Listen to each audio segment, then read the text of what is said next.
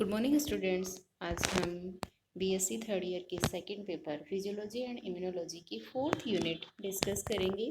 Fourth unit में हम इन सभी पॉइंट्स को कवर करेंगे जिसमें है बेसिक्स ऑफ इम्यूनिटी कि इम्यूनिटी के बेसिक क्या क्या हैं। Second point types of immunity जिसमें हम पढ़ेंगे इन्नेट इम्यूनिटी और एक्वायर्ड इम्यूनिटी। इन्नेट इम्यूनिटी यानी जो जन्म से हमें मिलती है और एक्वायर्ड इम्यूनिटी जो कि हम बाद में एनवायरनमेंट से जिस तरह का पैथोजन हमारी बॉडी के अंदर एंटर करेगा उस तरह की इम्यूनिटी हमारी बॉडी में डेवलप होती है। नेक्स्ट पॉइंट है एंटीजन और एंटीबॉडी। एंटीजन क्या है?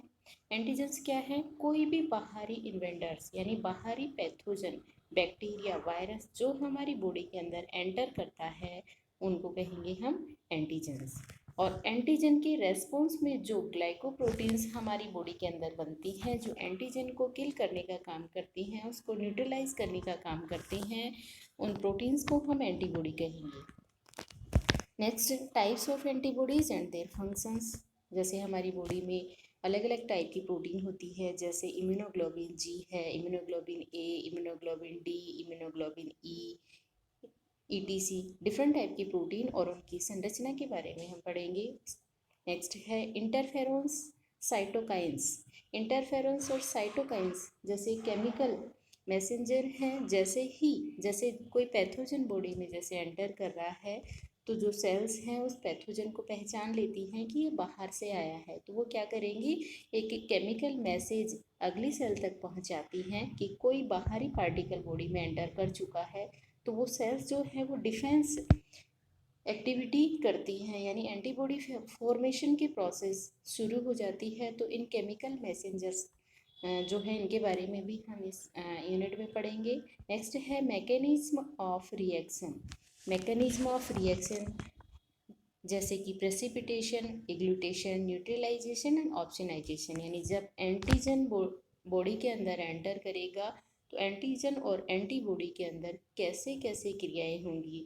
प्रेसिपिटेशन में जैसे मान लो एंटीजन अगर लिक्विड फॉर्म में है तो लिक्विड एंटीजन और एंटीबॉडी के बीच जो रिएक्शन होगी उसको हम प्रेसिपिटेशन में शामिल करेंगे।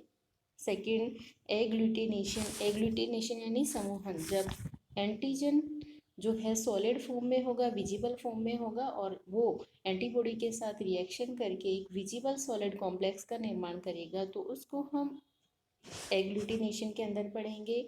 ऐसे ही न्यूट्रलाइजेशन, जैसे एंटीबॉडी है, एंटीजन जो पैथोजन आया वो कोई टॉक्सिक पदार्थ सीक्रेट करता है तो उसके रिएक्शन में एंटीटॉक्सिन पदार्थ सीक्रेट होगा एंटीबॉडी के द्वारा और एंटीजन और एंटीबॉडी के आपस में रिएक्शन से एंटीजन को ख़त्म कर दिया जाएगा या उसके टॉक्सिक पदार्थों को के प्रभाव को ख़त्म कर दिया जाएगा जिससे वो बॉडी में कोई नुकसान नहीं पहुंचाए।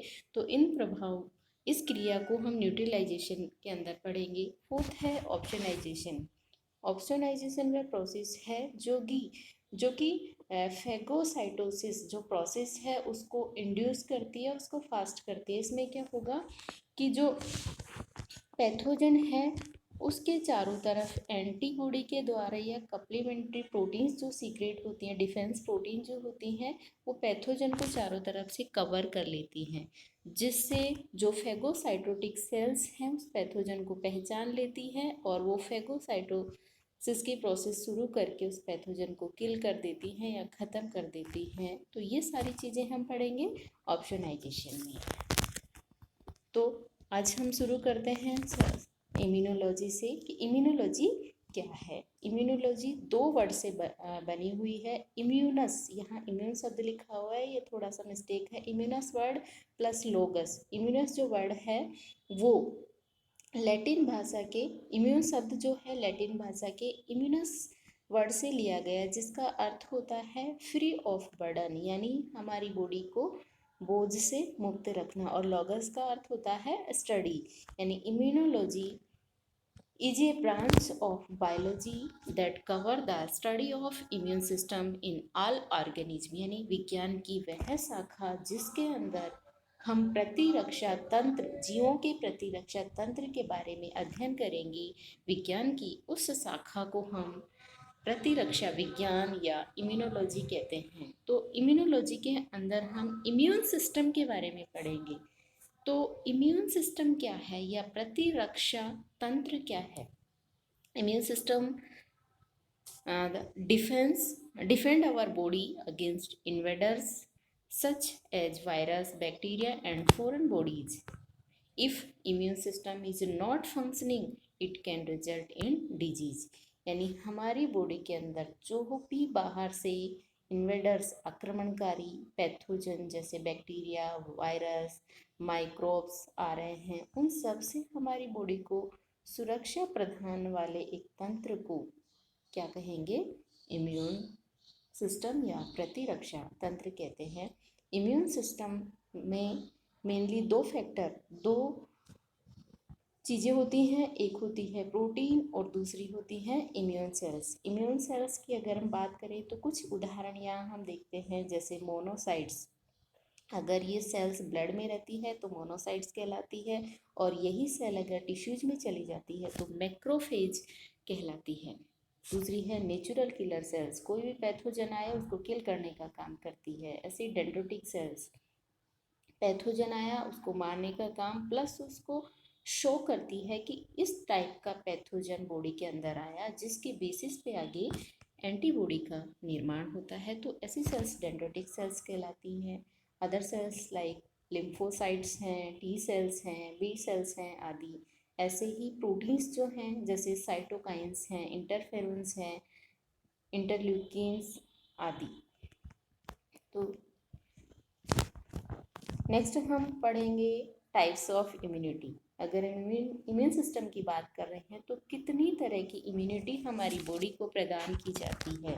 तो मेनली इम्यून सिस्टम को हम 2 पार्ट्स में डिवाइड करते हैं। फर्स्ट है इनेट इम्यूनिटी यानी जन्मजात प्रतिरक्षा जो हमें जन्म से मिलती है। दूसरी है एक्वायर्ड इम्यूनिटी यानी स्पेसिफिक इम्यूनिटी, अर्जित इम्यूनिटी, जो हमें वातावरण से जिस टाइप के पैथोजन से सामना हमारी बॉडी करती है उसके अकॉर्डिंग हमारी बॉडी को जो जो इम्यूनिटी मिलती जाती है उस इम्यूनिटी को हम कहेंगे एक्वायर्ड इम्यूनिटी।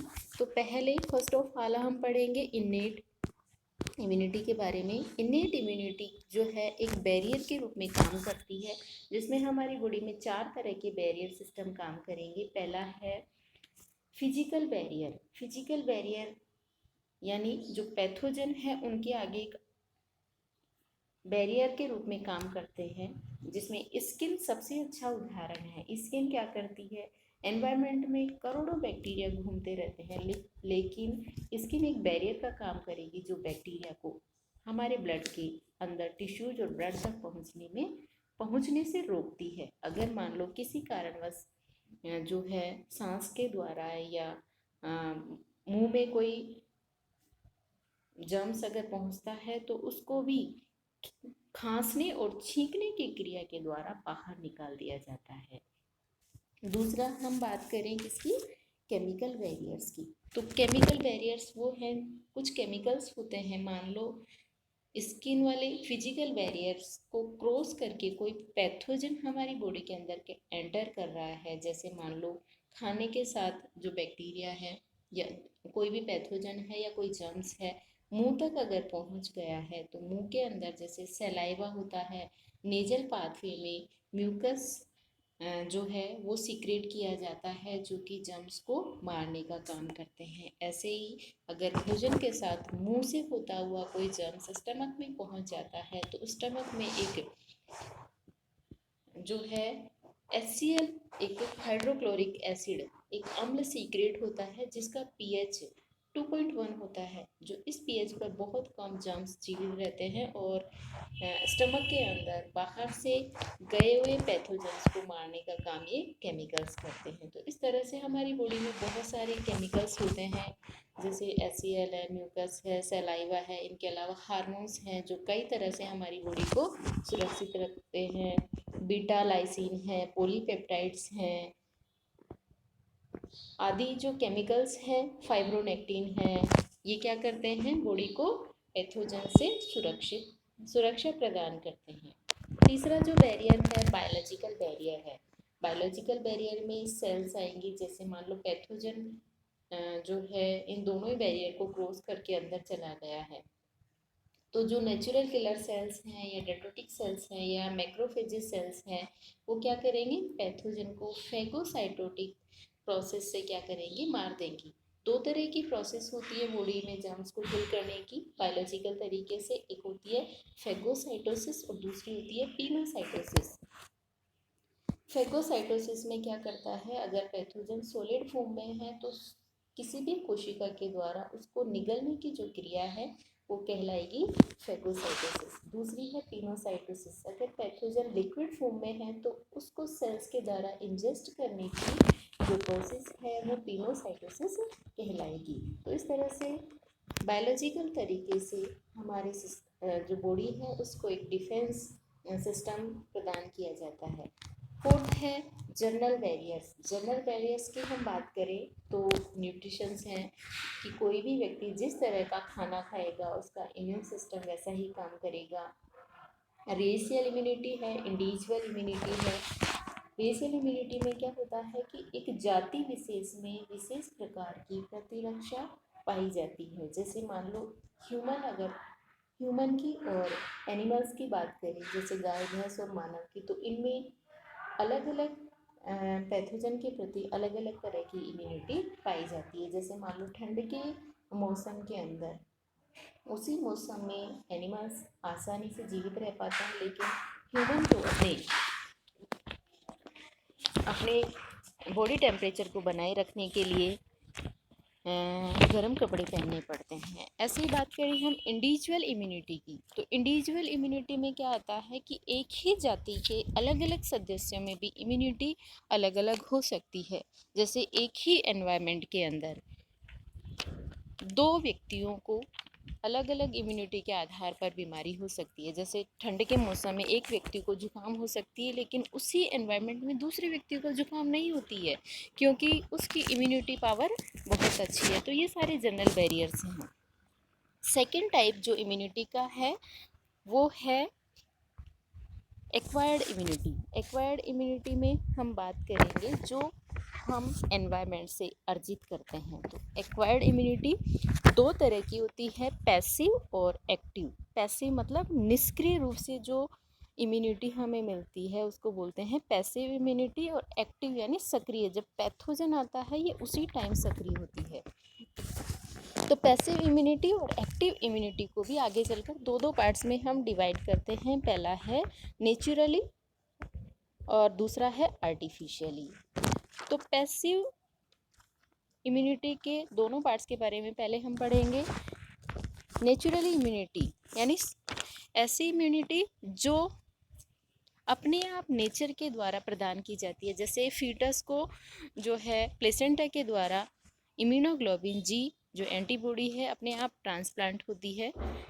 ऐसे ही आर्टिफिशियल इम्यूनिटी जो बाहर एंटीबॉडी बनाकर किसी व्यक्ति के अंदर इंजेक्ट किए जाते हैं निष्क्रिय रूप से, उस इम्यूनिटी को हम बोलते हैं आर्टिफिशियली पैसिव एक्वायर्ड इम्यूनिटी। जैसे कि जो है एंटी टिटनेस इंजेक्ट करना, इसमें क्या होता है जो टिटनेस के जो भी पैथोजन है उनके अगेंस्ट एंटीबॉडी पहले एनवायरनमेंट में इन विट्रो प्रोसेस के द्वारा बना ली जाती है, और उन एंटीबॉडीज़ को डायरेक्ट ह्यूमन के अंदर ट्रांसप्लांट किया जाता है। तो ये पैसिव एंटीबॉडी हैं जो पैथोजन नहीं आता है तब भी व्यक्ति के अंदर दी जाती हैं, अपने आप बन जाती हैं। दूसरी है एक्टिव इम्यूनिटी। एक्टिव इम्यूनिटी को भी टू पार्ट्स में हम डिवाइड करते हैं, नेचुरल इम्यूनिटी और आर्टिफिशियल इम्यूनिटी।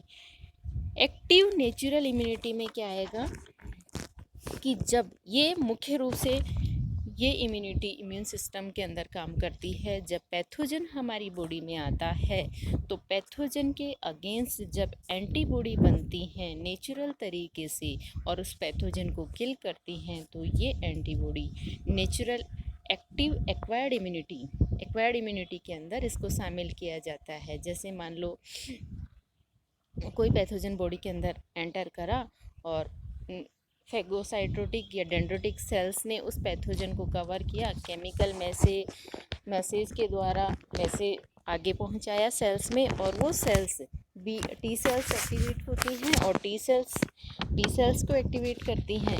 बी सेल्स के द्वारा एंटीबॉडी बनाई जाती है और वो एंटीबॉडी इस पैथोजन से आकर बाइंड हो जाती है और उसको न्यूट्रलाइज कर देती है। तो ये सारी प्रोसेस किस में आएंगे? नेचुरली एक्टिव एक्वायर्ड इम्यूनिटी के अंदर।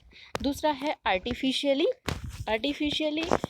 जो है एक्टिव इम्यूनिटी के अंदर ऐसी इम्यूनिटी को हम शामिल करते हैं जिसमें हम आर्टिफिशियली तरीके से जो जर्म्स होते हैं, जो पैथोजेंस होते हैं, उनको किसी व्यक्ति के अंदर एंटर करवाते हैं। ये पैथोजन या तो बहुत कम हानिकारक होते हैं या वो इनको इनएक्टिव फॉर्म में दिया जाता है, जो बॉडी के अंदर जाकर और एक आर्टिफिशियली एनवायरनमेंट क्रिएट करते हैं कि कोई पैथोजन बॉडी में आ रहा है तो वो जो सेल्स हैं हमारी बॉडी की, वो उस पैथोजन के अकॉर्डिंग एंटीबॉडी तैयार करने लग जाती हैं। और फ्यूचर में अगर वास्तव में कोई पैथोजन बॉडी के अंदर एंटर कर रहा है तो पहले से जो मेमोरी सेल्स होती हैं वो एंटीबॉडी तैयार करके उस पैथोजन को किल कर देंगी और वो डिजीज हमारी बॉडी के अंदर नहीं होगी। इसका सबसे अच्छा एग्जाम्पल है पोलियो वैक्सीनेशन। पोलियो वैक्सीनेशन में पोलियो उत्पन्न करने वाले पैथोजन को वैक्सीन के थ्रू, ड्रॉप के थ्रू बच्चों को पिलाया जाता है, जिससे वो वहाँ जाकर पोलियो वायरस के अगेंस्ट एंटीबॉडी बनाने का काम करती हैं। Thank you. नेक्स्ट चैप्टर में हम आगे की चीज़ें डिस्कस करेंगे।